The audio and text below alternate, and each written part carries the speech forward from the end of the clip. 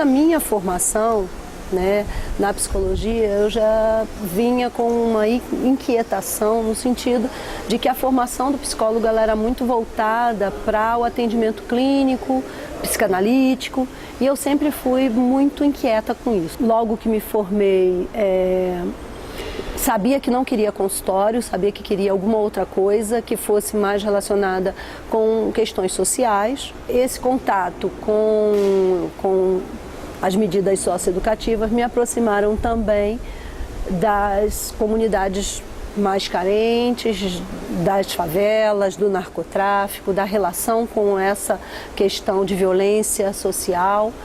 Trabalhei durante uns 7 anos com infratores.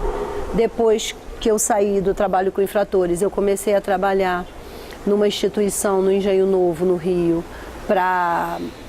que trabalhava com prevenção, né, com arte e educação nos morros do Engenho Novo, nas 11 comunidades que cercavam essa instituição. Então, Morro do Macaco, São João, Barro Vermelho, aquela área ali toda do Engenho Novo. Eu trabalhei naquelas comunidades e depois fiz um processo seletivo para a Organização Médicos Sem Fronteiras para trabalhar no Complexo da Maré.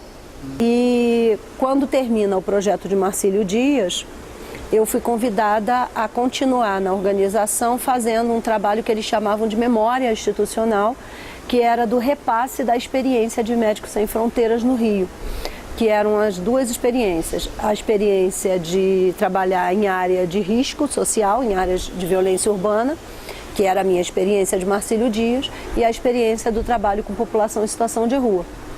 Então eu fico na organização sendo responsável por organizar essas oficinas de capacitação para profissionais de saúde.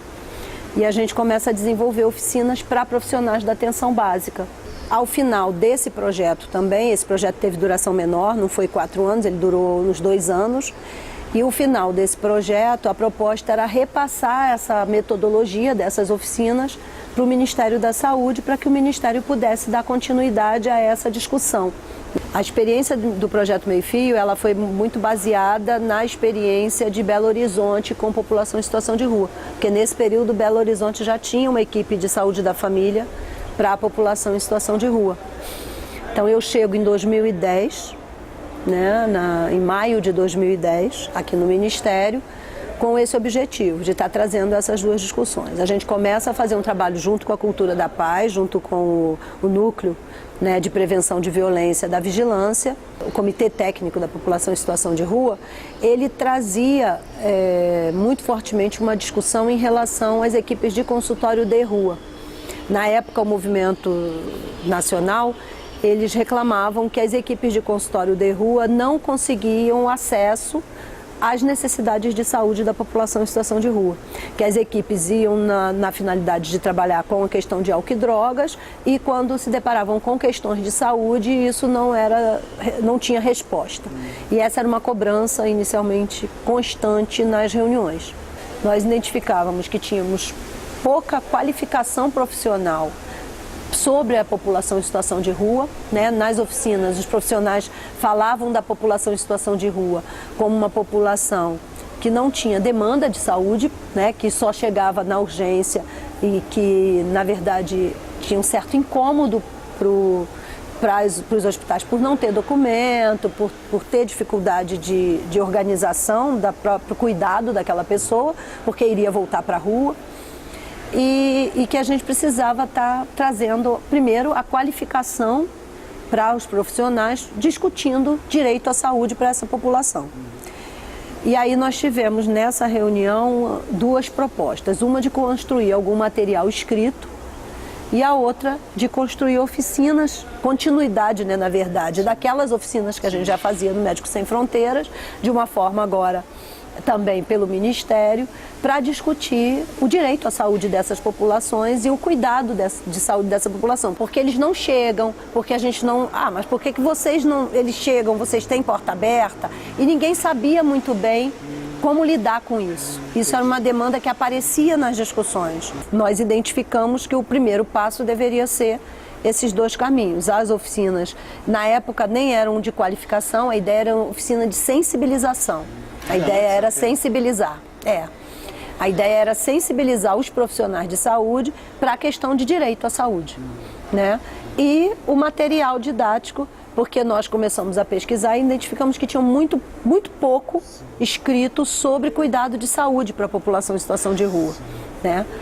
Então, foi onde surgiu a ideia da construção do manual, né, do Manual de Saúde da População em Situação de Rua, que nós conseguimos publicar pela Atenção Básica. A gente começa a trabalhar na construção desse material, chamando profissionais que atuaram com equipes para a população em situação de rua. Então nós fizemos contato com Belo Horizonte, com a equipe do Carlos Chagas em Belo Horizonte, com o Antônio, que era esse colega que trabalhava, já agora trabalhando no DF, mas que tinha tido experiência, né, no Ministério, que aí em 2011 muda o governo e o governo entra com a ideia do programa CRAC.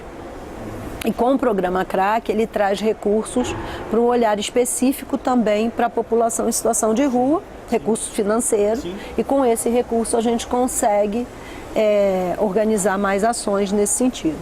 E aí é quando a gente amplia a discussão do manual para as equipes existentes na época. Então a gente convida aí não só os profissionais médicos, mas as equipes de Porto Alegre, a equipe de São Paulo, a equipe de Belo Horizonte. Já tínhamos um roteiro em relação às demandas que deveriam abordar e a gente consegue a participação dessas equipes para a construção do material. Então é publicado o manual. E, paralelo a isso, a gente começa com essas 5 áreas a fazer as oficinas de sensibilização em alguns municípios. Essas oficinas a gente tem construído até hoje, só que hoje a gente já tem um outro foco. Hoje essas oficinas já discutem esses agravos prevalentes e o como organizar a rede a partir dos agravos prevalentes. Então a gente começa a fazer esse diálogo junto com a equipe de saúde mental, então é essa equipe de atenção básica com a equipe de saúde mental, e aí a gente começa a construir a minuta de portaria para as equipes de consultório na rua. Em 2011, final de 2011, na nova Política Nacional de Atenção Básica, já vem a equipe específica, para populações específicas, já vem a equipe de consultório na rua. Então, na portaria da política de 2011, da 2488, ela traz como população específica três modalidades de equipe. A equipe de consultório na rua, a equipe de saúde da família ribeirinha e a equipe de saúde da família fluvial. Em 2012, efetivamente, começam as implantações das equipes de consultório na rua, podendo trazer as equipes de consultório de rua financiadas por esse edital para uma adequação, e essas equipes se unem, fazem essa adequação e passam a ser equipes de atenção básica. Então, as experiências existentes, as diretrizes da atenção básica e a experiência do contato com o controle social no Comitê Técnico, né, o Movimento Nacional e as outras instituições que participavam do Comitê Técnico de Saúde participaram também dessa discussão para essa construção. Todas as nossas políticas, elas são feitas a partir de discussões tripartites e assim surgiu o consultório na rua.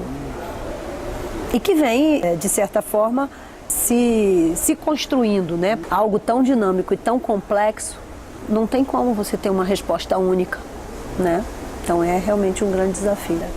Dentro da dinâmica do cuidado, e aí não só para a população em situação de rua, mas para toda a população, essa organização ela vai se dar de uma forma muito singular em cada território, em cada espaço.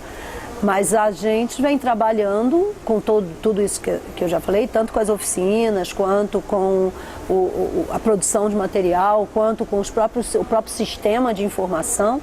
A gente vem trabalhando na tentativa de que realmente a atenção básica possa ter na a sua resolutividade, como é preconizado, que ela possa realmente ser uma porta de entrada preferencial e que ela possa atuar nessa rede, que essa rede se dialogue entre si, né?